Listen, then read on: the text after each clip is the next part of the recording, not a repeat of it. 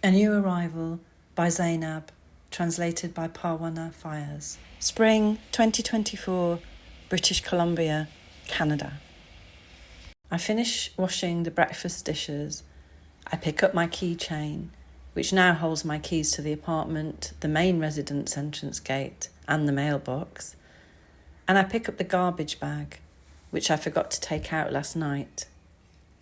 I take a few steps into the narrow corridor that accommodates 6 units along its short span.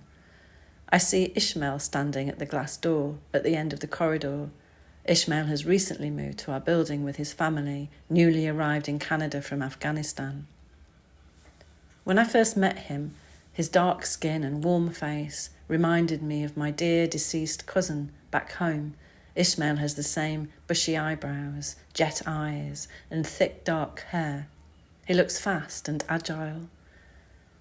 If my cousin had not died of COVID-19 a few years ago, I would have believed it was him. As I walk into the hall, I can tell Ismail has been standing and staring out for a long time. He is so preoccupied, he does not notice me. The worn carpet that covers the floor feels like a gun silencer, muffling the sound of footsteps. I glance at myself in the large mirror hanging from the wall and rearrange my scarf more closely around my face. I always do this, even in Canada, whenever I see an Afghan man. This act seems firmly engraved as habit. As I approach, I cough gently. Ismail startles a bit and turns towards me. His eyes are red and slightly swollen. I say my salam. In response, he says, "Oh, it's you. Where are you heading?" He sees the garbage bag in my hand and says, "Allow me to take it for you. Or come with me and see for yourself. On the other side of the bin area, a neighbour is smoking marijuana." I've been watching him for a long time. He was there yesterday too, at this very hour, as if he knows what time I get up each day. He must be spying on me, my wife, or my children. I think he's joking, so I laugh. "Mr. Ismail, that child of God goes out each day to smoke his cigarette.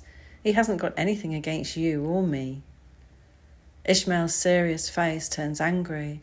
Not only this, every day after lunch he goes to his balcony on the 3rd floor where he sits and waits for me to come out, but he hides behind the clutter around him so that no one can see him. Ismail spits right there in the hallway and continues. He knows how to do these things. He must have been in the army or some intelligence business. We in the army know how to do such things. At a glance, we can tell what's happening, who is who, and what their intentions are. My instructor used to say, "Everyone is an enemy unless you can prove he is not." As I listen to Ismail, I look closer at the man next door. In one hand, he's holding his cigarette. With the other, he scratches the long brown hair that falls onto his broad shoulders. He's wearing sunglasses, and it's difficult to know what he's looking at. I begin to imagine a respectable man who, after spending much of his life at work, is now enjoying his retirement as he wishes. He can even look like a gangster in the movies if he wants to. I shake the thoughts out of my head and change the subject. "How is your wife doing? How did the birth of your child go?" I have seen Ishmael's wife only once, when they moved to our building. At first, I thought she never left the room because she was heavily pregnant. But one day, when I took her some food to be neighbourly, we had to speak through the closed door of her unit. She called out that she was sorry, but that the door was locked from the outside. Ismail has crafted a lock that only he can open from the outside. He locks the door when he goes out, and he only opens it when he comes back after lunch. Now Ismail makes a grimace, half mocking, half angry. He fixes his eye on the man outside. "They kept insisting that she should go to the hospital for the birth. They kept saying that due to my wife's condition, a home birth was not possible. They are all liars." I say, So what is wrong with going to the hospital? Oh, sister, aren't you naive? First they put my wife in front of men, so they see her entire body. Then there are other misbehaviours at the hospital.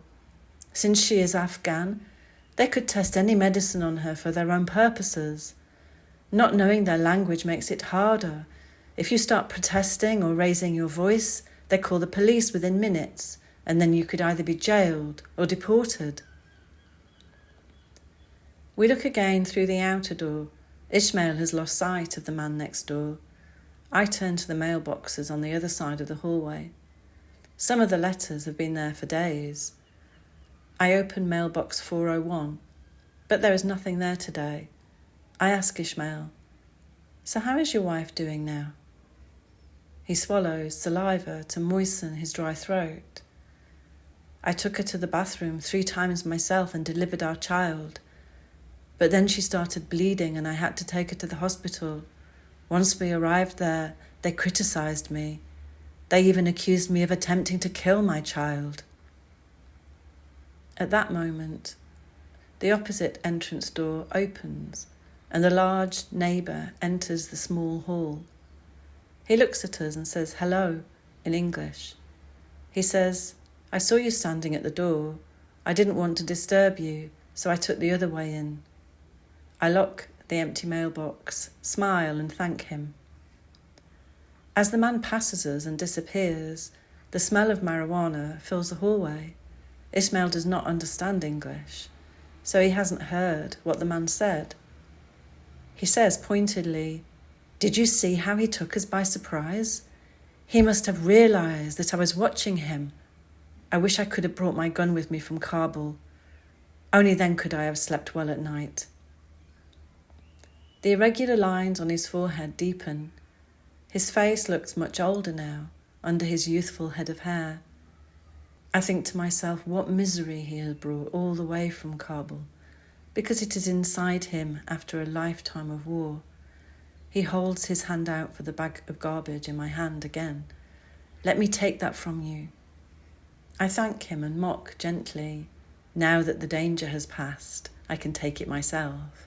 Don't let me delay you." Ismail reaches for the door, but a blonde woman from next door opens it first, entering the building.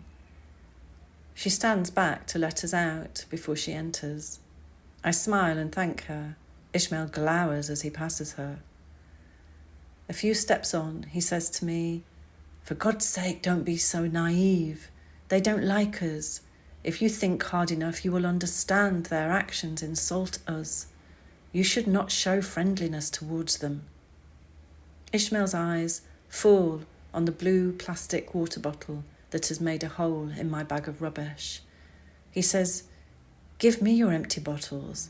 I will take them to the sorting place. There is not much money to be made there, but it is something." I put the bag down and pull out the bottles. "Sure, I'll collect them for you from now on." He looks around as if to see if anyone is listening. Iranians made us Afghans collect things like stray dogs at their checkpoints. We were caught at the Turkish border. Since those days of torture and hunger, my eyes have been opened. Each penny must count, so I've collected them one by one. Anything can happen at any time to any one of us. I listen carefully and nod. I head to the dumpster, empty the contents of my bag, and bring the bag back to fill it with the empty plastic bottles for Ismail.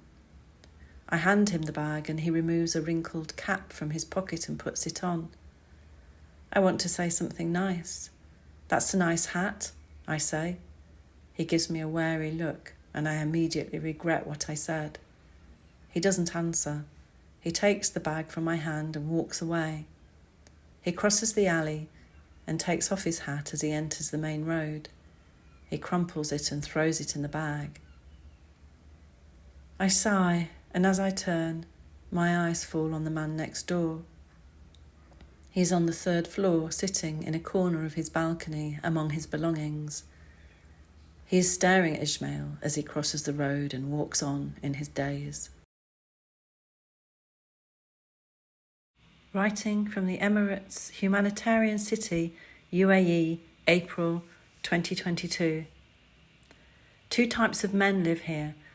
There are those who used to be advisors, viziers, and ministers in government offices. Now they are useless, like bicycles with a puncture. They roam around uselessly trying to lure young women with their names and titles.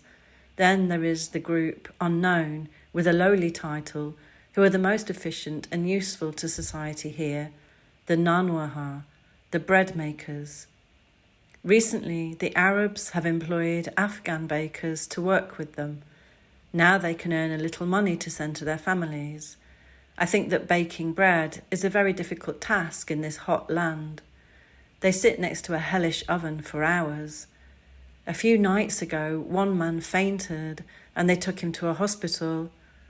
Unlike our fleeing president, this young baker kept doing his job till the very last moment. To be honest, the bread is not as tasty as the bread in Kabul, even though it looks like it. I don't want to complain, and I know that preparing several thousand loaves of bread a day is a difficult task. I often think of warm Afghan bread with a cup of sweet tea on the side. I cannot tell if it was the magic of the baker or the wheat or the soil that gave life to the bread, but I know that there is nothing more delicious than Afghan bread. Sometimes all I want for myself is warm Afghan bread.